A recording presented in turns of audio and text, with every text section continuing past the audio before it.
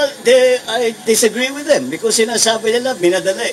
This has been postponed 7 times. The modernization has been postponed for 7 times. And those that have been objecting or have been crying out and been asking for suspension are in the minority. 80% have already consolidated. So paano naman? Yung 20% ang magde-decide yung buhay ng 100%. So pakinggan natin yung majority. At ang majority sinasabi, ituloy natin. So that's what we will do. Sa PUV, sir, kasi ayaw nila na ma-suspend yung implementation. I think the Unity Walk was the people who actually followed and consolidated. Well, hindi nila naunawaan. Hindi naman porkit nag-consolidate at sumunod na sila ay babawiin yun. Ang pagsuspende ng programa ay nag-a-apply dun sa mga hindi pa at pinopwersa pa na sumunod habang hindi pa naman handa ang gobyerno dito. Bibigyan ko kayo ng halimbawa. Sa sulat mismo ni Secretary Bautista, sa budget nilang humigit kumulang 8 bilyon para sa 2018 hanggang 2024. Bibigay ko na lang sa inyo yung sulat niya. Inamin niya mismo na 50% pa lang ang kanilang nagagastos. Asan yung kompletong programa kung sa loob ng 6 na taon, kalahati pa lang nung binigay na budget ang nagagastos nila. Yung local transport plan na nagmumula sa mga local government units, ayon sa sariling sulat niya, 71% pa lang ng LGU ang nagsasubmit ng draft. Hindi kasama sa kanyang liham, ilan na ba ang naaprubahan ng DOTR? Dahil hindi nagwawakas o nagtatapos yung local transport plan sa pag-submit ng draft. Nagtatapos yan pag yan ay naaprubahan. No, ako'y gobernador. Isa yan sa mga ginawa ko bilang gobernador. Nag-submit kami ng local transport plan. Ang problema, wala ni sino man na tiga DOTR o LTO na nagturo sa amin kung paano gawin yun. Kaya sa totoo lang, itong 71% ng LGU na nag-submit daw, hindi ko alam kung anong itsura, hugis at kulay niyan. At bakit walang binanggit na ni isa man lang na naaprubahan ang DOTR? Makalipas ang kung ilang taon na itong programang ito ay tumatakbo na. Nagyabang sila na nakapagpautang na sila ng humigit kumulang 2 bilyon. To be exact, about 2.3 billion. Pero ang kabuuang kailangan sa hearing na inattendan ko ay humigit kumulang 42 bilyon. Kung magbibigay lamang tayo ng 280,000 sa bawat maapektuhang jeepney driver at operator. At sapat ba na yung bibigay natin ay humigit kumulang 10% hanggang 24% lamang ng kabuuang halaga nung gusto nilang ipalit. At hanggang ngayon din, hindi pa rin nila nabibigyan ng tama at sapat na valuation yung mga jeepney na i-decommission na bilang bayad daw doon sa mga operator at owner ng mga jeepney na ito. Nasaan yung kompletong programa at kahandaan doon? Ang hinihiling ng Senado ay simple. Ayusin nyo na muna bago nyo lubusan at tuluyang ipagbawal lahat. Ngayon, yung mga nag-comply at sumunod na, hindi naman namin sinasabing bawiin at itigil yan sa kanila. Nandun na yun, alangan namang babawiin mo pa, vested right yun. At naunawaan namin ang kahulugan ng vested right. Pero doon sa hindi pa makakomply, kung DOTR nga mismo hindi pa nakakomply sa mga pinangako nila, ba't nilang po pwersahin mag-comply yung hindi pa kayang mag-comply? Ganun lamang naman kasimple na hindi na kailangan mag-walk pa o magreklamo pa mismo si Secretary Bautista dahil sa sulat niya mismo, inaamin niya ang kakulangan ng kanilang kahandaan at pagiging kumpleto ng kanilang plano at balakin para maisakatuparan nito sa lalong madaling panahon.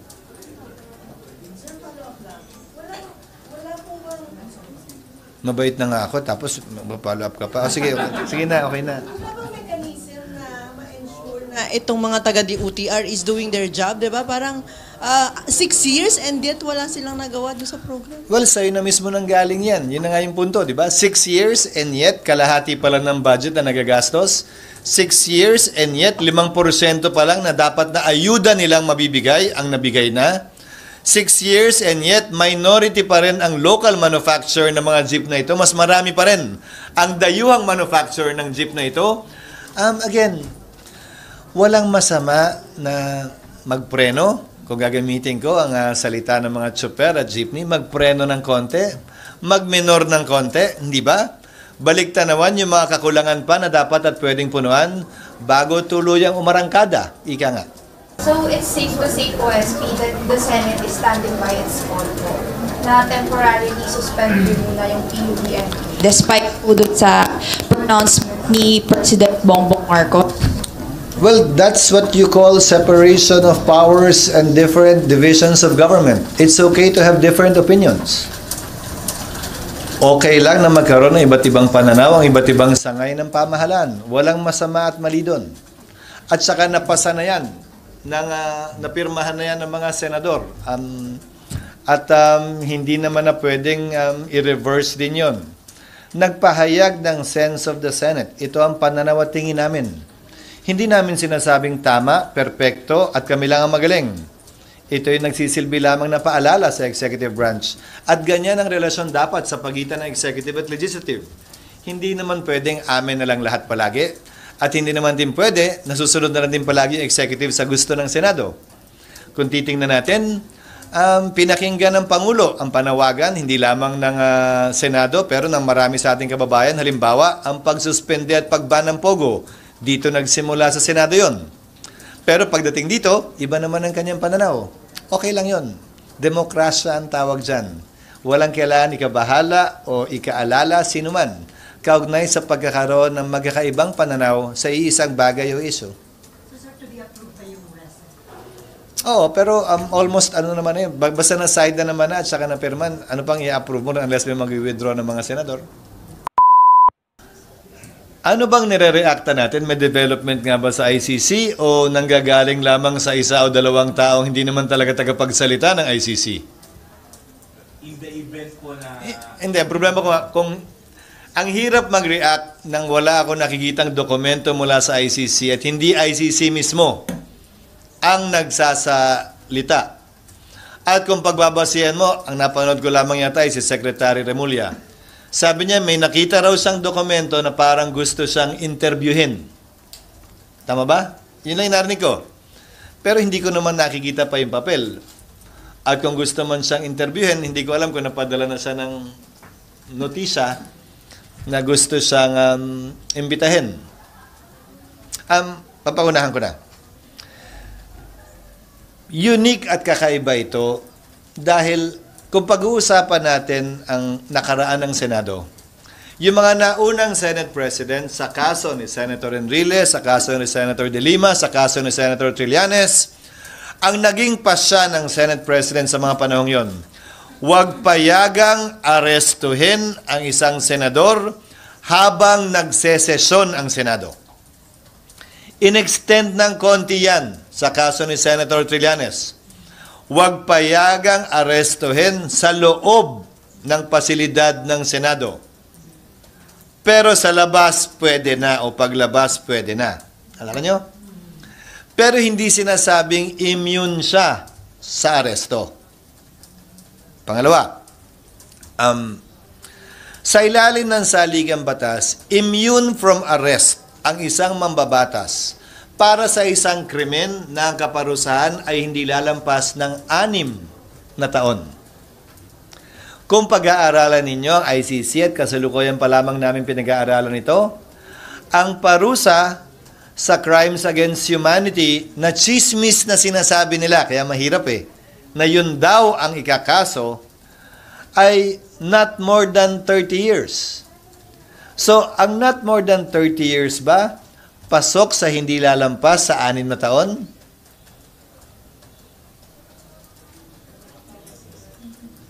Ang batas kasi natin, may minimum, may maximum.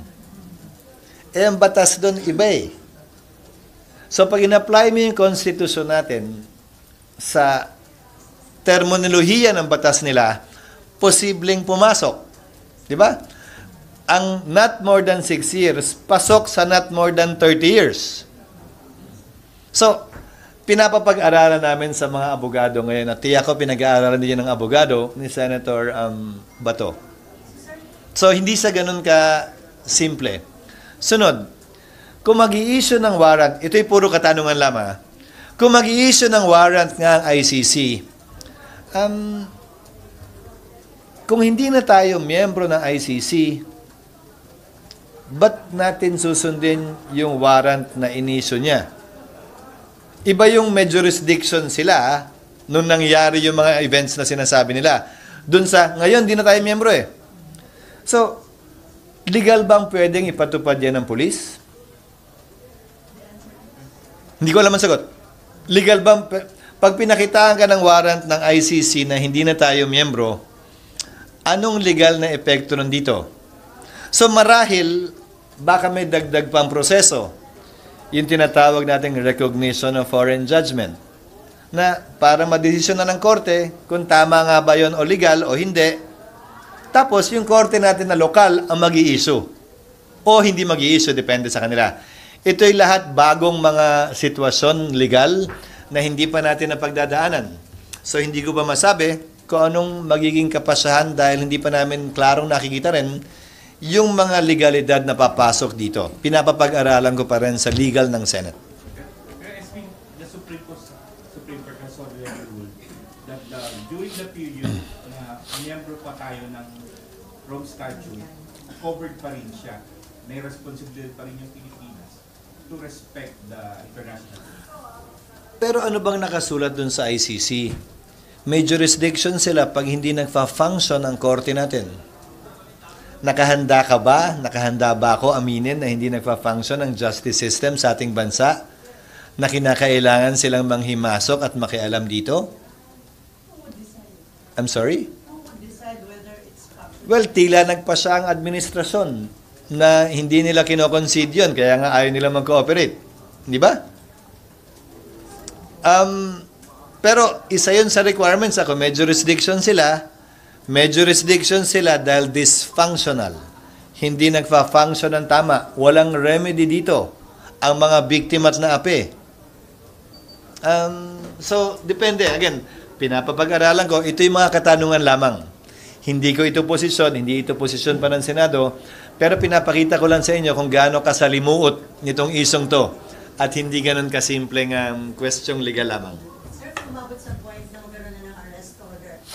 Ano yung magiging responsibility ng Senate leadership kay Senator Bato? Protection ng, di ba siya papayagan na mag-stay dito sa Senate to avoid? Well, nangyari na yan dati. Di ba? Mahigit isang buwan yata dito. Mas naalala niyo siguro, si Senator Trillanes. So, we will follow tradition, the practice of the Senate, and accord the same treatment with respect to him. But again, Sally, the issue is, saan galing ba yung, ano ba yung warrant na pinag-uusapan natin? Ano ba yung papel na yon? Kung napakinggan niyo yung hearing ng isang araw, si Pastor Kibuloy nga may warrant na pero hindi naman daw kailangan sumuko Yun, Philippine Court na nag-issue nun So, kung gaano karami siguro ang abogado, gaano karami yung legal na opinion kaugnay sa bagay na ito. So, ayoko munang tuldukan ito. Sorry sir, we will follow tradition, meaning poprotektahan po ng Senate. Meaning, when in session, yun ang susundan ko, when in session, we will not allow any arrest while inside the Senate. We will not allow it to because it will remove or perhaps diminish, that was the reason they gave before. It will diminish the integrity and the prestige of the institution if that is allowed. So, sir, naaral na ng Senate all possibilities. Apo. Sa scenario na pwede mangyari. Opo, at itong mga binanggit ko sa inyo, mga tanong na pinukul ko rin sa kanila na hindi nila masagot. Umani naman ito ng iba't ibang reaksyon mula sa ating mga netizens.